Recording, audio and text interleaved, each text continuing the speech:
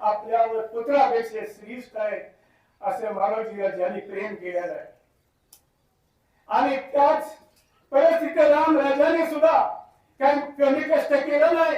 राम राजाने सुद्धा भरपूर कष्ट केलं आणि जे लोकांना त्यांनी 1995 साली जो शब्द दिला होता की मी MIDC आणेल आणि कृष्णेचं पाणी आणि तरच मी स्वस्त बसील, दिलं तुम्ही निवडून. तर लोकांनी निवडून दिलं, पाणी आणलं आणि पाणी प्रत्येक खेडेगावात आज तो वाहायला लागलं.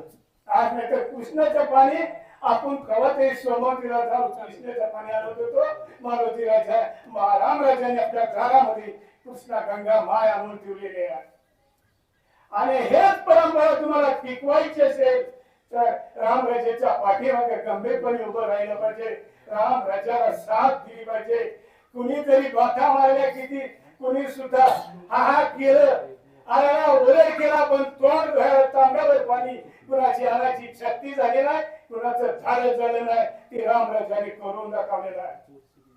आज उद्या तुमच्या आमच्या मुलाबाळाला पुढचं भविष्य सुधारायचं असेल तर आपल्याला राम राजाची साथ पुरी धरली पाहिजे आणि मारुती राजाचं स्वप्न साकार केलं पाहिजे. एवढंच मी बोलून माझं 2 शब्द संपवतो. चांगलं बोलते.